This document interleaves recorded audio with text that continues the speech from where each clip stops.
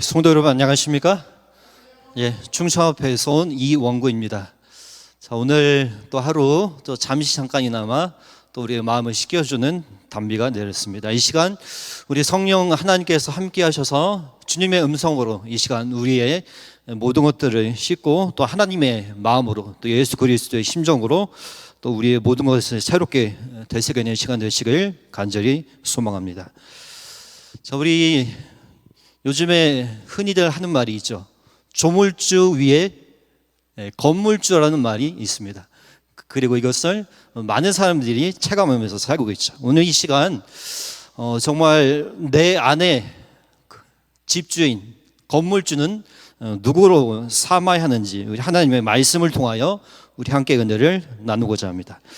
우리 다 함께 하나님의 말씀 요한복음 5장 38절 42절 또 8장 37절 또 44절을 다 함께 읽겠습니다. 시작. 그 말씀이 너희 속에 거하지 아니하니 이는 그의 보내신 자를 믿지 아니함이니라.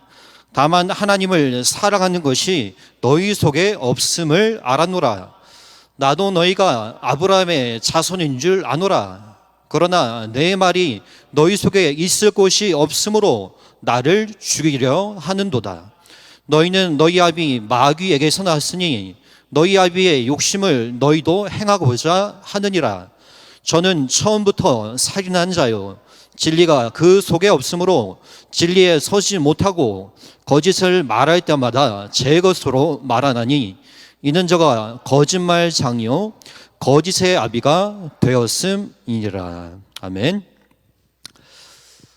제가 이제 목회하던 우리 충청앞에는 천안이라는 도시가 있습니다. 우리가 천안하면 떠오르는 한 가지가 있죠. 무엇입니까? 호두 과자입니다. 천안에는 정말로 맛있는 호두 과자집이 많이 있습니다. 제가 좋아하는 곳은 우리 천안역 동모광장에 내리면 있는 천안 옛날 호두 과자, 또 모퉁이를 돌면 있는 또 학화 호두 과자, 여러 가지가 있습니다. 네, 그 중에 대표적인 호두 과자는 바로 학화 호두 과자입니다. 이 학화 할머니 호두 과자에는 특별한 것이 하나 더 있습니다. 호두 과자 상자를 열면은 이렇게 쓰여 있습니다. 첫 장에 보면은 여기까지 인도하신 하나님 은혜에 감사드리며 에베네셀 이렇게 쓰여져 있습니다. 또 그 다음을 넘기면 또 이런 내용이 있습니다. 사랑하는 여러분, 저는 작은 힘이지만 70여 년의 세월 동안 학화 호두 과자를 개발하여 여러분들께 드려왔습니다. 또 앞으로도 계속하여 성심껏 제공하여 드릴 것입니다. 하지만 그 빵 역시 삶 자체를 풍부하게 하는 생명의 빵은 아닙니다. 저는 호두빵보다 더 맛이 있고 한 번 먹으면 배고프지 않는 생명의 빵, 생활을 풍부하게 하는 생명의 빵을 소개하고자 합니다. 바로 하나님께서 우리에게 보내주신 예수 그리스도이십니다. 자, 호두 과자에 이런 내용이 실려 있습니다. 할머니는 비록 호두 과자를 팔지만은 이 안에 생명을 담고 싶어 하신 것이죠. 사람들에게 먹을 것과 더불어서 생명을 주고 싶어 한 것입니다. 비록 호두과자 장사를 하지만 그 마음에는 하나님으로 가득 차 있는 분이시죠. 그러니까는 자신의 판매하는 제품에 이런 일종의 전도지를 실을 수가 있는 것입니다. 내가 하나님을 광고하면 하나님께서도 나를 광고해 주신다고 믿는 분이신 것이죠. 서울에 왔더니 또 이렇게 맛있는 호두과자는 없습니다. 학화 호두과자만은 못하지만 그래도 서울에서 제가 학창시절에 그런대로 좋아하는 호두과자가 하나 있었습니다. 바로 코코 호두과자입니다. 사람들이 코코 호두과자를 좋아하는 이유는 다른 것이 아니라 속이 꽉 찼기 때문에 좋아합니다. 진짜 호두가, 커다란 호두가 들어있죠. 요즘에는 확인을 안 해봐서 모르겠습니다. 겉으로 보기에는 좋아 보여도 속이 다르면 사람들이 실망하기 마련이죠. 우리가 의뢰 고속도로를 탈 때가 있으면 휴게소에 들립니다. 그래서 나도 모르게 휴게소 호두과자를 하나 짓게 되죠. 그러나 이내 실망하고 맙니다. 왜요? 호두과자인데 호두가 안 들어있습니다. 이런 청천벽력 같은 소식이. 우리는 겉과 속의 다른 사람을 좋아하지 않습니다. 상황에 따라 변하는 사람을 참 싫어하죠. 한결같은 10년 전이나 지금이나 똑같은 사람을 좋아합니다. 결국 그 안에 무엇이 들어있느냐가 그 사람을 결정하기 마련입니다. 어린 시절 어머니가 하시던 말씀이 있죠. 사고를 치면 더더욱 자주 하시던 말씀이 있습니다. 넌 도무지 무슨 생각을 하면서 사니? 네 속엔 뭐가 들어있니? 저에겐 어린 아들이 있습니다. 이 어린 아들은 엄마 바라겠죠. 엄마의 마음속엔 아이가 들어있어야 하는 것이 정상입니다. 그래야 아이를 보호하고 키울 수가 있죠. 이 엄마의 마음속에 아이가 없으면 심각한 문제가 발생합니다. 요즘에는 그런 엄마가 많아지고 있습니다. 뉴스에 보면은 어린아기를 집에 두고 외출하고 그 상태로 며칠씩 다니고 그래서 아이가 굶어 죽는 일들이 끊이지 않고 계속해서 뉴스에 등장하고 있습니다. 우리 예수님의 마음속에는 알다시피 아버지 하나님이 가득 들어차 있으셨죠. 사랑하는 사람들로 가득 차 있었습니다. 하나님으로 가득 차 있었던 사람, 그분이 바로 예수님이시죠. 바로 예수님이 우리 안에 거하기를 원하십니다. 우리 안에 집주인이 되기를 원하시고 계시죠. 우리 안에 하나님을 담아두기 위해서 사람이 되십니다.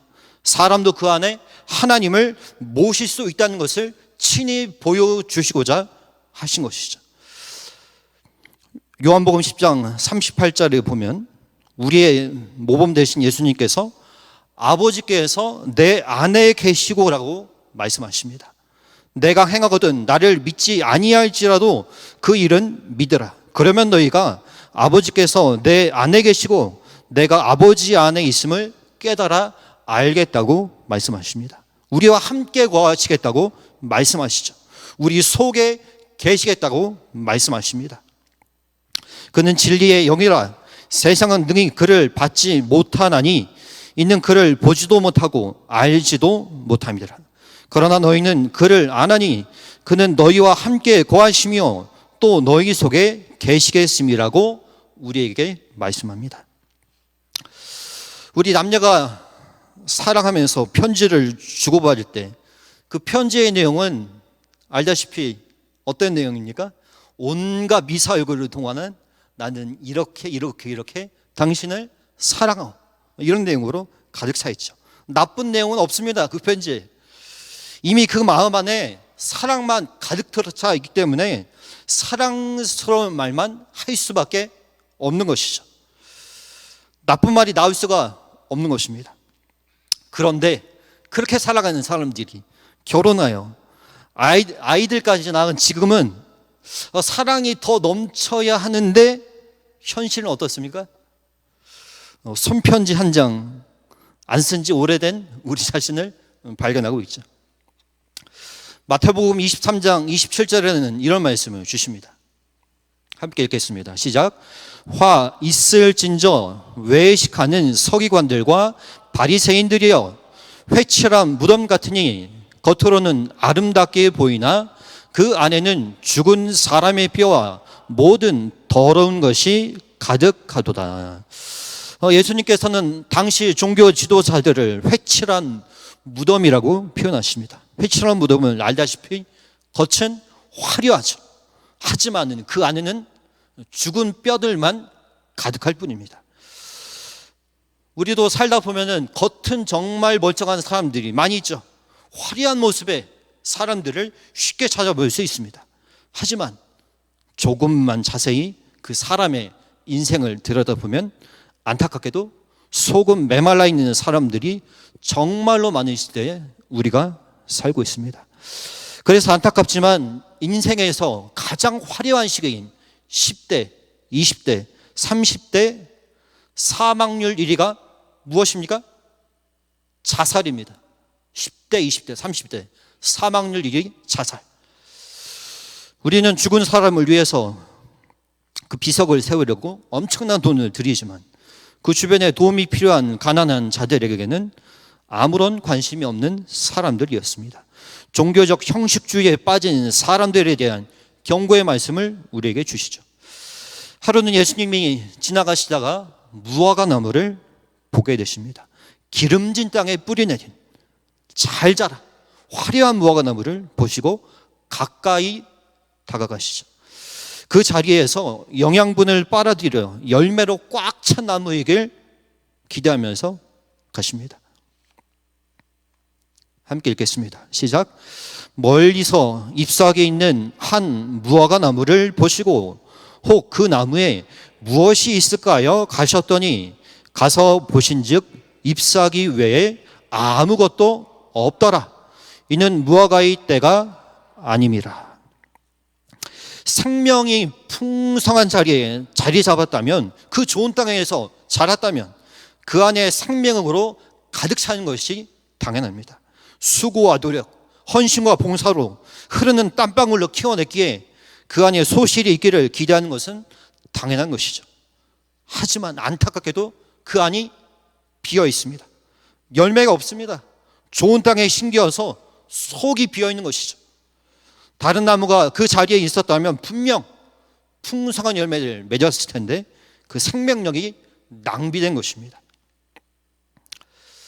자, 오래전에 조성모라는 가수가 불렀던 유명한 곡이 있습니다. 가시나무라는 곡입니다. 내 속엔 내가 너무도 많아 당신의 쉴 곳 없네. 내 속엔 헛된 바람들로 당신의 편할 곳 없네. 내 속엔 내가 어쩔 수 없는 어둠 당신의 쉴 자리를 뺏고, 내 속엔 내가 이길 수 없는 슬픔 무성한 가시나무 숲 같네. 바람만 불면 그 메마른 가지 서로 부대끼며 울어대고, 쉴 곳을 찾아 지쳐 날아온 어린 새들도 가시에 찔려 날아가고, 괴롭고 또 외로워 슬픈 노래를 부르던 날이 많았는데. 참 대중가요긴 하지만 많은 것을 느끼게 하는 가사입니다. 또 그렇기 때문에 대중들에게 많은 인기를 얻었죠. 우리 신명기원 89페이지에 이런 말씀을 우리에게 주십니다. 우리 함께 읽겠습니다. 시작. 씨가 싹이 트도록 하시고 자랄 힘을 주시며 밤낮 없이 돌보시는 분은 우리의 창조주이신 하늘의 왕이시다. 그는 지금도 여전히 더욱 크신 보호와 관심을 가지고 당신의 자녀들을 돌보고 계신다. 씨를 뿌리는 사람은 이 땅에서 그의 생명을 유지하기 위하여 씨를 뿌리나 거룩한 파종자께서는 영생의 열매를 맺게 하기 위하여 우리의 심령 속에 씨를 뿌리신다. 아멘. 오래전 파리의 연인이라는 드라마가 있었습니다. 다른 사람을 사랑하는 여인에게 한 남자가 이런 고백을 하죠. 이 안에 너 있다. 이 안에 너 있다.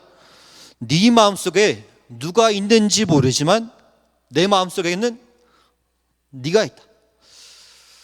사도 바울은 사랑하는 사람들에게 이런 자랑을 합니다. 함께 읽겠습니다. 시작. 너희 안에 이 마음을 품으라. 곧 그리스도 예수의 마음이니 그는 근본 하나님의 본체시나 하나님과 동등됨을 취할 것으로 여기지 아니하시고 오히려 자기를 비어 종의 형체를 가져 사람들과 같이 되었고 사람의 모양으로 나타나셨음에 자기를 낮추시고 죽기까지 복종하셨으니 곧 십자가에 죽으심이라. 아멘. 참 바울의 마음속에는 예수님이 가득 들어있었습니다. 사랑하는 사람이 있었죠. 그 이름만 떠올려도 가슴이 벅차는 존재가 있었습니다. 그래서 그렇게 숱한 고난과 역경을 만나도 슬프지 않았습니다. 오히려 그런 일을 당할 때도 기쁨이 있었고 감사의 찬송을 하나님께 돌렸죠. 예수님은 말 구유에서 태어나셨습니다. 사람들에게 먹이기 위해서 자기 몸을 구유에 두시죠. 자신을 생명의 떡이라고 소개합니다. 사람들 가운데 거하기 위해서 자신을 먹어주기를 바라면서 그러십니다. 또 자신을 포도즙이라고 소개하시죠. 마시라고 우리에게 강권하십니다. 사람 안에 들어가 하나가 되고 싶어서, 하나가 되길 원해서 그렇게 하십니다. 요한일서 2장 24절에 이런 말씀을 주시죠. 너희는 처음부터 들은 것을 너희 안에 거하게 하라. 처음부터 들은 것이 너희 안에 거하면 너희가 아들과 아버지 안에 거하리라. 알다시피 사람은 물이 없이는 살 수가 없는 존재입니다. 생존에 필수적이죠. 요즘 남부지방에서는 가뭄 때문에 문제입니다. 제한급수로 생활에 어려움을 겪는 분들이 참으로 많이 있습니다. 또 농민들은 메마른 저수지 때문에 문제이죠. 말라가는 물을 보고 있자니 절로 걱정이 되는 것입니다. 농민들은 타들어가는 눈, 밭을 보면 흔히들 이런 표현을 하곤 합니다. 마치 가슴이 타들어가는 것 같다. 마치 가슴이 타들어가는 것 같다. 예수님은 우리들 마음속 가장 깊은 곳에 들어오길 원하십니다. 세상살이에 지쳐 사람이 지어서 지친 우리들의 마음에 이렇게 말씀하시죠. 함께 읽겠습니다. 시작. 심령 속에 거하시는 그리스도께서는 결코 마르지 않는 샘과 같다. 아멘. 심령 속에 거하시는 그리스도께서는 결코 마르지 않는 샘과 같다. 그분이 우리 안에 계시면 다시는 목마르지 않아도 됩니다. 시드는 것을, 마르는 것을, 죽는 것을 두려워하지 않아도 됩니다. 그분은 생명 그 자체이시기 때문에 그렇습니다. 로마서 8장 11절에 이런 말씀을 주십니다. 함께 읽겠습니다. 시작. 예수를 죽은 자 가운데서 살리신 이의 영이 너희 안에 거하시면 그리스도 예수를 죽은 자 가운데서 살리신 이가 너희 안에 거하시는 그의 영으로 말미암아 너희 죽을 몸도 살리시리라. 아멘.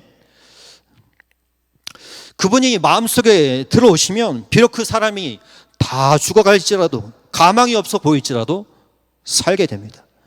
그분은 살릴 수 있는 능력이 있기 때문에 그렇습니다. 꽤 오래전에 우리 충청앞에서 여름 장막붕을 했었습니다. 이제 그 당시에 이제 아침 예배 강사로 유창종 목사님이 오셨는데요. 이제 그 집회 때는 몰랐는데 그 뒤에 후일담을 들어보니까는 한 여성도님의 사연이 있었습니다. 삶이 너무나 힘들고 지쳐서 이제는 자살을 결심했는데 이제 곁에 있는 누군가 장막붕에 가자고 권유해서 내가 이제 장막붕에 한번 가보고 그래도 내 마음에 아무런 뭐가 없으면 내가 자살을 실행해야지. 이런 마음으로 장막붕에 오셨습니다. 그런데 유창종 목사님 말씀 중에 이 피투성이라도 살라는 이 말씀을 듣자마자 이분이 큰 대성통곡을 하시면서 그 순간에 하나님의 강력한 사랑을 느끼시면서 그 자살을 포기하고 다시 하나님의 능력으로 하나님 안에서 다시 살아갈 결심을 하게 되십니다. 생명 그 자체이신 예수 그리스도께서 내 마음속에 들어오시면 살아나는 것입니다. 생명이 있는 것이죠. 죽음이 어쩌지 못하는 것입니다. 그러나 정말 이상하게도 이런 확실한 약속의 말씀을 가지고 있고 또 너무나 잘 알고 있지만 그 아는 것이 우리의 지식적인 알무로 끝난다는 것에 문제가 있습니다. 내 속에 예수님이 아닌 저마다의 정욕들로 그 속을 채우고 있으니 문제가 되는 것이죠. 걱정과 염려로 내 안을 꽉 채우고 있으니 예수님께서 들어오실 자리가 없습니다. 성취와 진급과 실적에 대한 생각으로 꽉 차 있으니 예수님께서 들어오실 자리가 전혀 없는 것이죠. 예수님이 아닌 것들로 채우면 생명이 없는 것입니다. 그 무엇도. 생명이 없으니 어떤 일들이 닥쳐올 때마다 소생할 힘을 갖기가 매우 어렵습니다. 쉬 현혹되어 쓰러지고 이리저리 부딪혀 다치고 한마디로 추풍낙엽이 되는 것이죠. 정말로 우리 안 깊은 곳에 예수님을 깊이 뿌리박으시는 우리 모두가 되길 간절히 소망합니다. 정말 우리는 깊이 뿌리박지 않으면 죽을 수밖에 없는 절박한 상황 가운데 놓여 있습니다. 이 뿌리박는 것은 한 번에 되는 것이 아니죠. 우리의 원수 사단은 예수님을 우리 속에 뿌리박지 못하도록 정말로 별별 수단을 다 동원해서 우리를 방해합니다. 뿌리박게 하는 것을 방해하죠. 교회를 내가 몇십 년을 다녔다든지, 내가 교회 목사라든지 장로라든지 집사라든지, 내가 어디 기관장이라든지, 내가 어디 교수라든지, 이런 것들은 아무런 방어막이 되지 못합니다. 매일의 삶에서 예수님 만나기를 소홀히 하고 말씀을 펴지 않으면, 그 말씀을 소화시키지 않으면, 그 말씀에 따라 살고자 하는 거룩한 열망이 매일 우리에게 있지 않으면 이 뿌리박기는 정말로 요원한 일이 되고 마는 것입니다. 이 뿌리박는 일을 정말로 우리 매일의 생활에 있어서 최우선으로 가장 중요한 일로 삼으시는 우리 모두가 되길 간절히 바라면서 오늘 말씀을 마칩니다.